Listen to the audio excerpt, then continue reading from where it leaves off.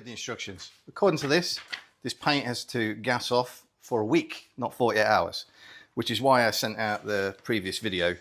I wanted originally to get further with it and put the decals on, but I can't put the decals on until the clear coat is gassed off. You see there's like a little bit, almost like overspray and whatever. So that's the purpose of the fine edge tape. All right, admittedly, I probably haven't done this as well as a professional would have done it. But it serves the purpose that I need it to. I don't need a perfectly crisp line dividing the red and white simply because the decal goes over it and creates its own crisp line. Yeah. What I do need though is a smooth transition in terms of surface. And with my finger, I can't feel that. And that's before I even go near it with any sort of wet and dry paper. So that's looking really good. This is all set up, ready to go. I'll get onto that in this coming weekend. I set myself the 1 hour task of dropping the swing arm out and changing that rubber that protects the chain guard. The original one has been cut through here, you can see, and we have the replacement from Yambit. The material that this is made out of, I mean, it looks like a good detailed copy, and I'm not sure if it's going to fit perfectly well, but I think you can grind into it and chop it around a little bit, so I'll have a look at that in a minute. So the material's quite hard, so I think it will work well if in the event the chain was to ever contact it, but it feels quite stiff. So I definitely want to get Adam with his 3D scanner to copy it and see if he can print it out of different materials and see if it can get it closer to the original. Anyway, we'll see. Right, so that's today's task, to begin with at least. We'll see if we go any further. All right, so as you can see, we've jacked her up. A couple of blocks of wood. She's got a strap on it. She can't go anywhere. 14mm nut on this side. 8mm Allen key on that side.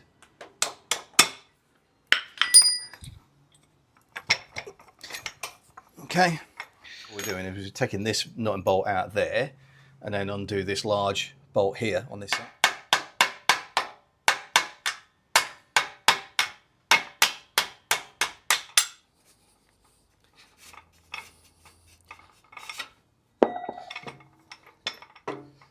One swing arm removed. Some of these came new from Yambits, so good opportunity to change them. This one's not too bad, but it has got a few chews out of it. So don't forget when you're doing this, put that, goes in there as well, on both sides.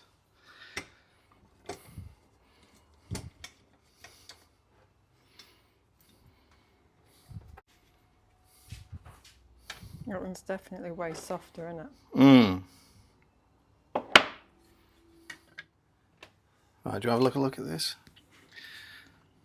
Okay, so looking down, so what I've done, I've put the 2 bolts in either end just loosely, and what I want to do is see how much of this material I need to take off.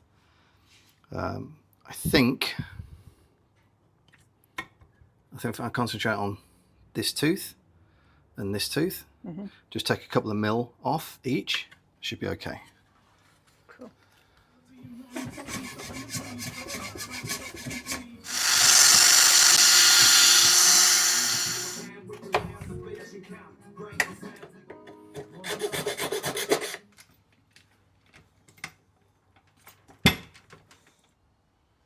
Not a straight swab, is it? No, it takes a little bit of adjustment to get it to fit, unfortunately. But hey, it's better than not having one, or, you know, this worn out one as it was. Okay, so we've trimmed off this little bit of plastic around here. Are you looking at that? Yeah, I am. Yeah, okay, cool. Slightly too wide to go on as it was. And then we've changed all 5 grease nipples and pumped some grease in. So now we're just going to have a crack at fitting it.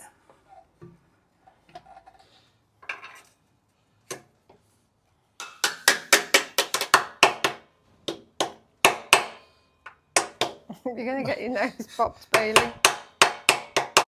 Okay, so that's all back together. All 5 grease nipples have been changed for brand new ones. Both end caps are changed for new ones. And the chain guard or the swing arm protector has been changed for a new one and trimmed to suit. We've pumped loads of grease in there, and the main pin took quite a lot, to be fair. And then we've put the wheel back together like that. Whew. Oh, good. We'll move on to the next job, which I think is going to be the brakes. Cool. Brake pads, brake hoses, seals that go in between the calipers when you split them, the covers, the rubber boot covers for the bleed nipples, all new bleed nipples, all new seals for pistons, rebuild kit for the master cylinder, lots of copper washers, lots of banjo bolts, two main different sizes, the doubles and the singles, and altogether on this particular shopping order there was about $1,700. However, if I take the shock out, the shock was £308, and then there's £97 for the chain and sprocket kit. So call that just over 400 quid, $800 off. Yeah, so anyway, I've mentioned it before, to rebuild all your brakes is about $900. Get on. So prior to splitting it into two halves, we're going to blow out the two pistons.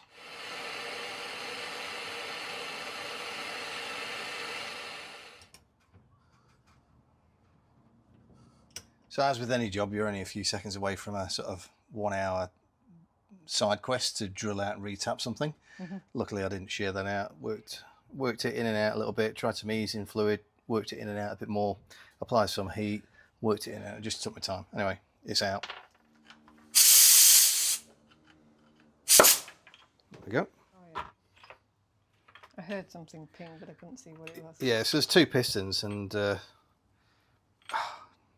It's still hot. yeah, it's still hot from when I had the flame on it, right? So yeah, two pistons. Ideally, we can clean them up and salvage them. You can't always. Sometimes you have to get some new ones, but they're expensive, like 40 quid each or something. Yeah, anyway, so the idea is that take a bleed nipple out and use your grips and just sort of support one side or the other, and ideally you'll pop it out. But we'll see where we get with this one now, because unfortunately, when one's completely out and the other one's part out, it can be a bit of a tricky pain in the butt.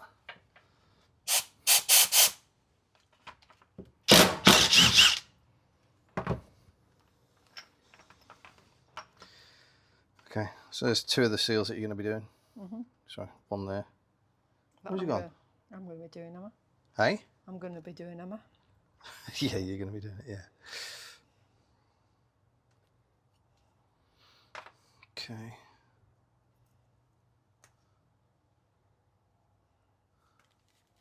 Nice and crusty in there. Very, yes.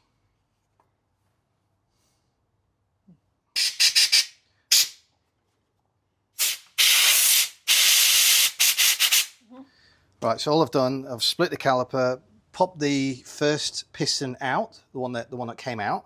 I've popped it back in. I've blocked off the feed line with one of the mounting bolts. So all being well, should be able to force this out now.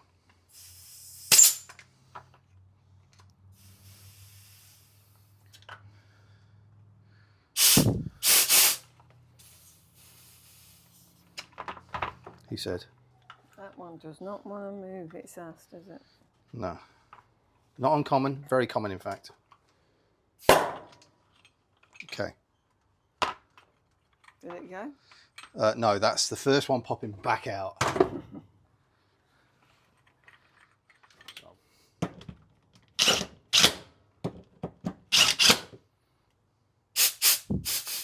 Okay, it's going to come. Yep.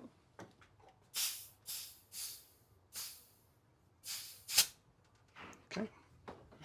That was a bit of a letdown. No boom on that one. Oh, you like the boom? Well, the boom made it sound like impressive. That Okay. made it sound like it was just... Well, give me a sec. I'll set you up with a boom. No thanks. Ready? I mean, if you do it like this,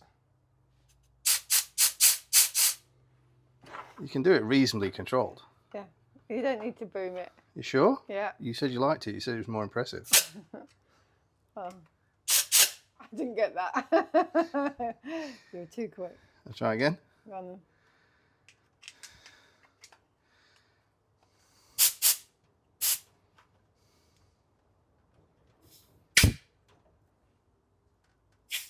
I'm not going to do it. It's going to end in tears. It certainly is. Now it's stuck.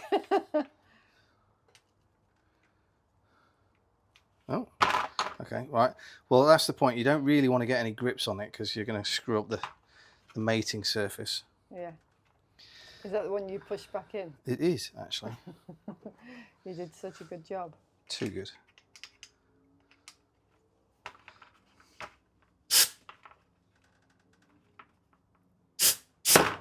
There we go.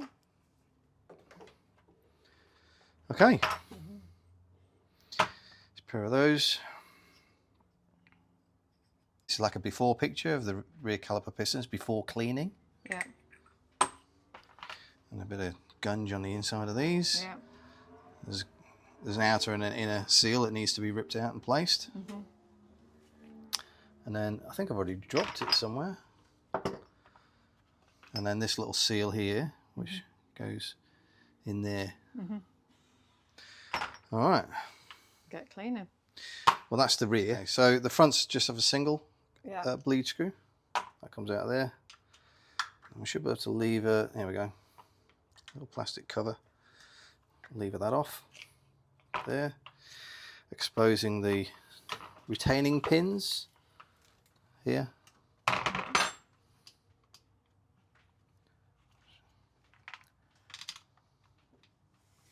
Whereas the ones on the rear were Allen key, whereas these are just, you can tap them through. So I'll just get a punch for that.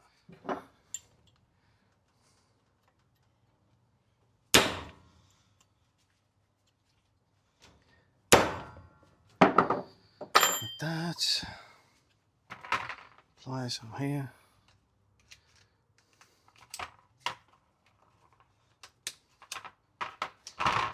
Okay. And you got this little plate, holds the pads in.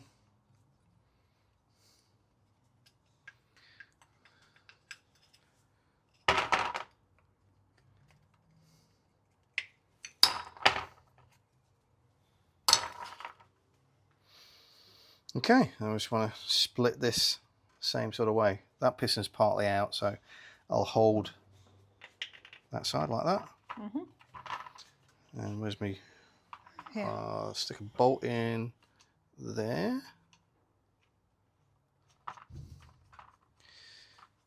There's my airline. Okay, so it stopped at the point where it's touching the grips. Right. So now I'm just going to switch to the opposite side. Okay. Okay, that one's nearly completely out. Right, hang on, let me have a look. Because that's just messy as that one. Yeah. I don't think they've ever seen one that messy. Okay.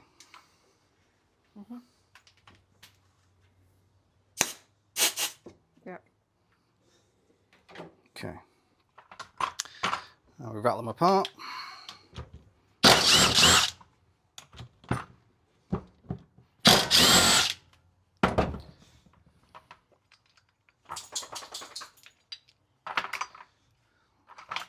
This is what we had on the first one before, remember? Yeah. You got all that stuff, all that crud inside there.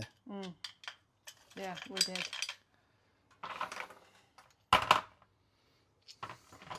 God, it stinks in there now.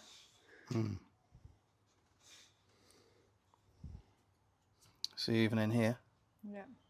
Oh, sorry, you can't see it, but there's a whole bunch of solid residue and gunk.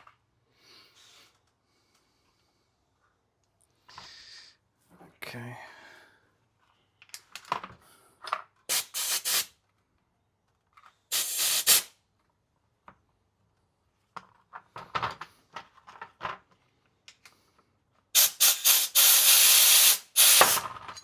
Okay.